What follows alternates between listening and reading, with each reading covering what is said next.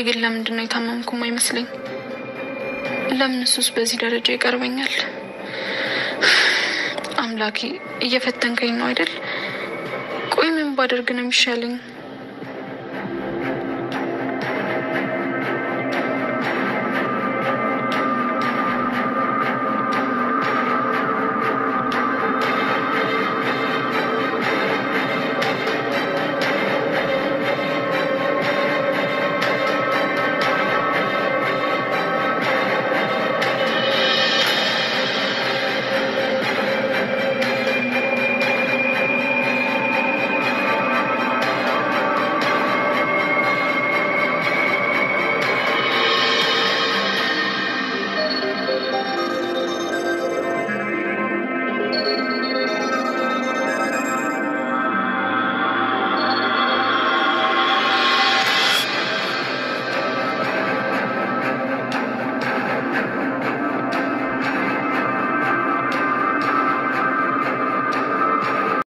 ደስ የሚለው ነገር ኑኑያት ሻንጣ ውስጥ የሄለን ጌጣጌጦች አልተገኙም። ቀድማውኑ ኑኑያት ደርሳበት ነበር።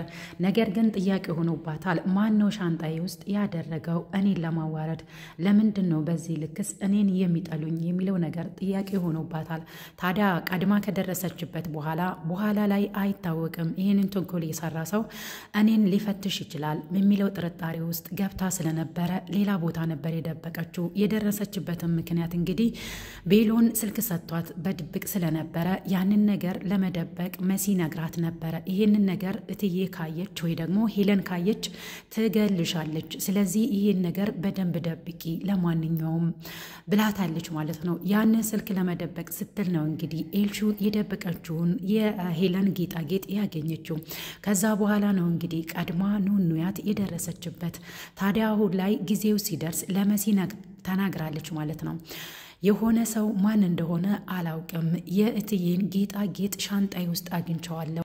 ቤሎን የሰጠኝን ስልክ ደብቂ ብለሽኝ ስለነበር ጥንቃቄ አድርጊ ስላልሽኝ ያንን ነገር ለመደበቅ ሻንጣይን ስከፍተው ያንን ጌጣጌጥ አገኘሁት።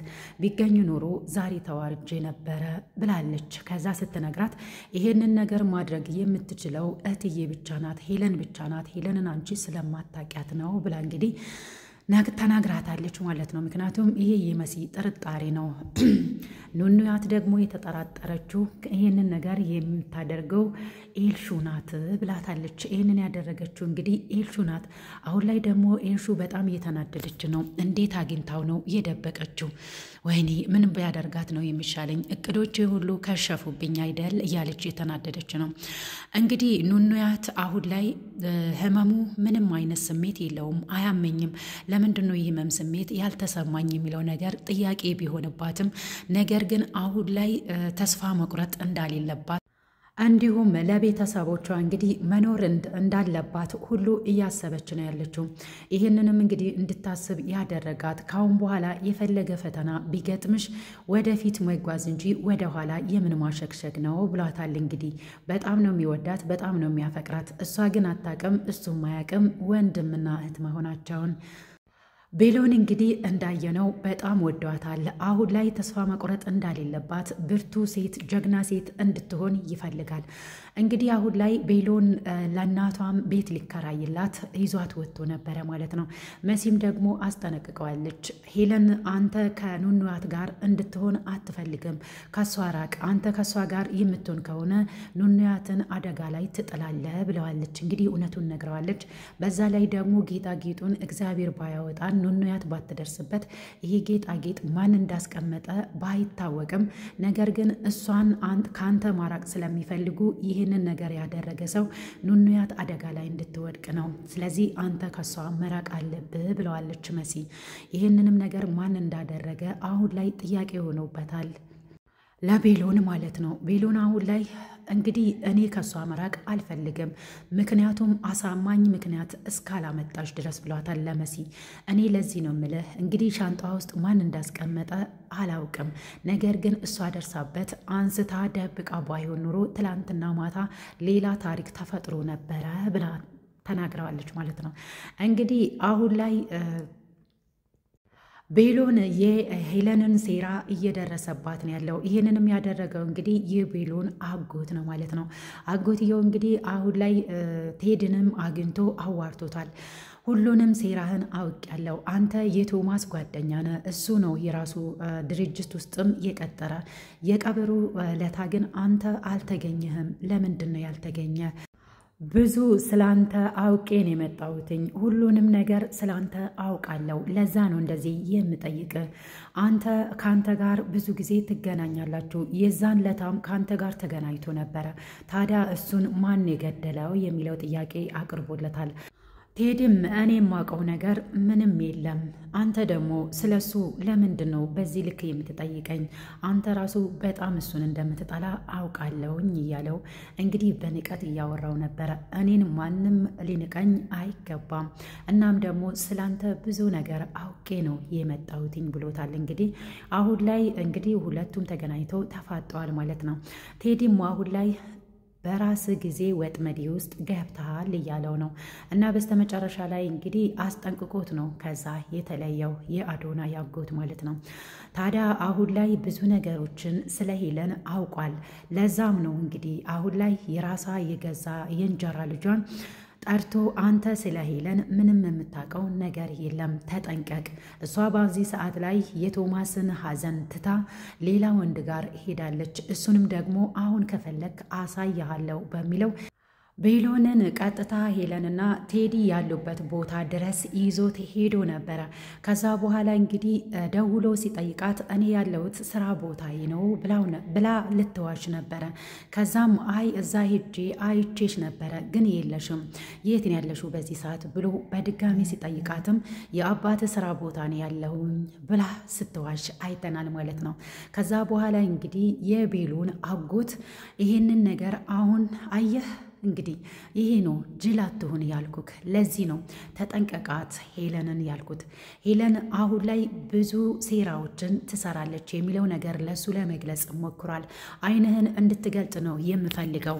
አሁን ላይ የእንጀራ እናትህን በዚህ ልክ ማመን የለብህም። አይንህን ገልጠ ዙሪያዎችን መመልከት አለብህ ብሎታል ማለት ነው። ስለዚህ የሱ ሐዘን ሳትጨርስ አሁን ላይ ከቴዲ ጋር ምን እንደምትሰራ ሁሉንም ሴራዎችን ደርሶበታል ይሄ አዶናይ አጎት ማለት ነው። እንግዲህ የቤሎንም አጎት ነው። ታዲያ ቤሎን ራሱን መቆጣጠር አልቻለም። አሁን መሄድ አለብኝ አዋርዳታለሁ በሚለው ቴዲና ሄለን ያሉበት ቦታ ሰተት ብሎ ሄዶ ሄለንን አዋርዷታል። እንግዲህ ተፋጠዋል ሁለቱም። ምን ሊፈጠር ይችላል ብላችሁ አሰባችሁ? ቶማስንስ ማን የገደለው? ቴዲ ወይስ የሄለን ሰዎች ናቸው ይሄንን ነገር ያደረጉት? ሄለንም እንግዲህ አሁን ላይ አንቺ መምጣት አለብሽ እኔ ጋር ብሎ ጠርቷት ነበረ። እንግዲህ ቴዲ ከጠራት በኋላ አሁን ላይ አንቺ ምን እየሰራሽ ነው ያለሽው? እናም ደግሞ ከኔ መራቅ አለብሽ የሚለውን ነገር አቅርቦላታል ቴዲ። አሁን እንግዲህ እሷ በእሷ ቤት ቴዲን ማጥመድ ትፈልጋለች። ያንን ነገር ደግሞ ማድረግ እንደማትችል ቴዲ እየነገራትም እያስጠነቀቃትም ነው ያለው። ሄለንም እንግዲህ አሁን ላይ ከዙሪያዋ ሰው ስለሌለ ቴዲን መሀል ላይ ልትጠቀም ትፈልጋለች። አሁን ላይ ግን ቴዲ ከሷ መራቅን ይፈልጋል። እሷን እንደውም የሚጎዳት ነገር መስራት ይፈልጋል። በተለይ ከመሲ ጋር ሆኖ እሷን ለመበቀል ይፈልጋል። እንግዲህ አሁንም እያስመሰለ ይሆን ባይታወቅም መሲ እምቢ ብለዋለች። አንተ አይደለህ እንዴ ከሄለን ጋር በመሆን የአዶናይን አባት የገደላችሁ? አሁንም ደግሞ ቶማስን ገላችኋል። የኔስ ተራ መቼ ይሁን? እኔንም ለመግደል ነው እንዴ አሁን እያሴራችሁ ያላችሁት? ብላ እንግዲህ እንቅጩን ነግራው ነበረ ለቴዲ። ቴዲ እንዳየነው ከሆነ አሁን ላይ ከሄለን መራቅ ይፈልጋል። ከዚህ በፊት ብዙ ወንጀሎችን ከሷ ጋር ተባብሮ ሲሰራ ነበረ። አሁን ላይ ግን ከሷ መራቅ ይፈልጋል። ለምንድን ነው በዚህ ልክስ ከሄለን መራቅ የፈለገው? ከዚህ በፊት እንግዲህ ቴዲና ሄለን ፍቅረኛሞች እንደነበሩ እሱን ትታ እንግዲህ ለንብረትና ለሀብት ብላ ወደ ቶማስ እንደመጣች ሁሉ እየነገራት ነበረ። ታዲያ ጥቅመኛ እንደሆነች አሁንም እየነገራት ነው። ሄለን ደግሞ ቴዲን ተጠቅማ አሁንም ብዙ ነገሮችን ልትሰራ ትፈልጋለች። እንዲሁም የአዶናይን ንብረት በእጇ መያዝ ትፈልጋለች። አዶናይ በአሁን ሰዓት ላይ እንግዲህ እኔ ወደ ቤቴ መመለስ አለብኝ፣ አሁን ላይ የአባቴን ገዳይ እስከማውቅ ድረስ መጠጣቴ አይቀርም፣ እየጠጥቼ እየመጣው ደግሞ ይሄንን ቤት መበጥበጥ የለብኝም የሚለው ነገር እሷ ከመውጣቷ በፊት ከቤት አናግሯት ነበረ። ይሄ ነገር መሆን የለበትም፣ አንተ እዚሁ ነው የምትሆነው፣ ቶማስ ሲኖር ብቻ ነው እንዴ አንተ እዚህ የሆንከው? አሁን እሱ ሳይኖር ደግሞ ከቤት ልውጣ የምትለው የሚለውንም ነገር እንግዲህ እሱን ብለዋለች ማለት ነው። አዶናይ አሁን ላይ እንግዲህ ተነስቷል። የአባቱን ገዳይ ለመፈለግ መጣውላችሁ፣ አባቴን እንደገደላችሁ እያንዳንዳችሁ ተራው ይደርሳችኋል፣ እገላችኋለሁ እያለ የአባቱን ገዳይ ለመፈለግ ቆርጦ ተነስቷል። በዛ ላይ ኤልሹ አዶናይን ታፈቅረዋለች። ለዛም ነው በኑኑያት የምትቀናው። አሁን ላይ ለምንድን ነው እኔን ዞር ብሎ የማያየኝ? እሷን ለምንድን ነው በዚህ ልክ የሚያፈቅራት? ከኔ በምን ትበልጣለች የሚለው ነገር እንግዲህ የቅናት መንፈስ እያፍጨረጨራት ነው ያለው። በዛ ላይ ደግሞ እንግዲህ እናቷ እንደመረዘቻት ለኑንያት HIV አለብሽ ተብላ ስለተነገራት ማለት ነው። ኑንያት ይህንን ነገር የምታውቀው ነገር የለም። አሁንም በHIV ተይዣለሁ ብላ ነው የምታምነው። ነገር ግን ምንም አይነት የህመም ስሜት የለብኝም፣ ለምንድን ነው የህመም ስሜት የማይሰማኝ የሚለው ነገር ጥያቄ ቢሆንባትም ነገር ግን አለብኝ ብላ አምና ተቀብላለች። ታዲያ ኤልሹም ይህንን ነገር ስለምታውቅ ለዛ ነው ከወንድሜ ራቂ እያለች ሁሉም ራቂ እያለች እያስፈራራቻት ያለችው ማለት ነው። ኤልሹ እንግዲህ በሷ ስለምትቀና ብቻ ነው ይህንን ነገር የምታደርገው ማለት ነው። በተለይ ኤልሹን በጣም የሚያናድዳት ሁለቱም ስለሚያፈቅሯት ብቻ ነው፣ ወንድሟም ማለት ነው። ታዲያ አሁን ላይ ከሁሉም እንድትርቅ በበሽታም ተይዛለች ብላ ስለምታስብ በደካማ ጎና እየገባች እሷን መጉዳትና እንዲሁም ደግሞ ከቤት እንድትወጣ እያደረገቻት ነው ያለችው። አሁን ላይ እንግዲህ ቬሎን ወደ ቤት መልሷት ተረጋግታ እንድትኖር አድርጓታል ማለት ነው። በዛ ላይ ደግሞ ቬሎን በጣም መልካም ሰው ነው። ለአይን አለምም እንግዲህ አሁን ላይ እናቴ እያደረገችው ያለው ነገር ተገቢ ስላልሆነ ከቤቱን ለቃችሁ እንድትወጡና እየተከራየውልሽ ያለውት በዚህ ምክንያት ነው። ስለዚህ ለአሁኑ እዚች ደሳሳ ቤት ውስጥ ትሆናላችሁ። ይህንን የማደርገው ያው እናቴ በአሁን ሰዓት ላይ እናንተን በዚህ ልክ መጠርጠር ስለሌለባት ነው ይህንን ያደረኩትኝ ብሎ እንግዲህ አይናለምን አስደስቷታል ማለት ነው። ነገር ግን ኑንያት እናንተ ጋር እንዳትሆን አድርጊልኝ፣ እዛው ቤት ይሻላታል፣ ትምህርትም እንድትጀምር አደርጋታለሁ። አይናለምም እንግዲህ በቬሎን ሀሳብ ተስማምታለች። በስተመጨረሻ ላይ እንግዲህ ኑኑ እማን ጋር ይሆን እዛ ቤት ውስጥ እንግዲህ ኤልሹ በጣም ስለምትጠላት እንዲሁም ደግሞ ብዙ ፈተናዎች እየተፈተነች ነው ያለችው። የሄለንን ጌጣጌጦች እንግዲህ ኤልሹ አውጥታ የኑንያት ቦርሳ ውስጥ አድርጋለች። ነገ ደግሞ ምን እንደምታደርግ አይታወቅም ማለት ነው። እዛ ቤት ውስጥ እንግዲህ መኖር የለባትም ብዬ ነው የማስበው። እሷ ደግሞ ምርጫዋ እንግዲህ ምን እንደሆነ አይታወቅም ማለት ነው። ያው አይናለም ጋር ብትሆን እንዲሁም ደግሞ ውጪ ላይ ኑንያትና ቬሎን ቢገናኙ ደስ ነው የሚለው። ያው ድራማው ስለሆነ መሆን አይችልም እንጂ። ውድና የተከበራችሁ የቻናሌ ቤተሰቦች እንዴት ናችሁ? እኔ ያለው እግዚአብሔር ይመስገን። ለቻናሌ አዲስ ከሆናችሁ ሰብስክራይብ ማድረጋችሁን እንዳትረሱ፣ እንዲሁም ደግሞ አዳዲስ ቪዲዮዎች ስለቅ ቪዲዮዎቼ ቶሎ እንዲደርሳችሁ የደወል ምልክቷንም መንካታችሁን እንዳትረሱ። ስለተከታተላችሁኝ እጅግ አድርጌ አመሰግናለሁ። ለዛሬ ያዘጋጀውላችሁ ቪዲዮ ይሄንን ይመስላል። እንግዳ ድራማ እንግዲህ በጣም ተወዳጅ ድራማ ሆኖ እየመጣ ነው ያለው። ጭካኔ ቢበዛበትም የሄለንና ቴዲ ሴራ እንግዲህ ለወደፊት የሚወጣ ይሆናል። የአዶናይና የቬሎን አጎት እንግዲህ በጣም ጠንክሮ እነሱ ላይ እየሰራ ነው ያለው። ሄለንም የምትዋረድበት እንዲሁም ደግሞ ቴዲም የእጁን የሚያገኝበት ቀን ይመጣል። አሁን ላይ እንግዲህ የቬሎን አጎት ከቴዲ ጋር አብሮ መስራትን ይፈልጋል። በዛ ላይ ደግሞ እሱን ይንቃል። እንግዲህ ቴዲ በስተመጨረሻ ላይ አስጠንቅቆታል።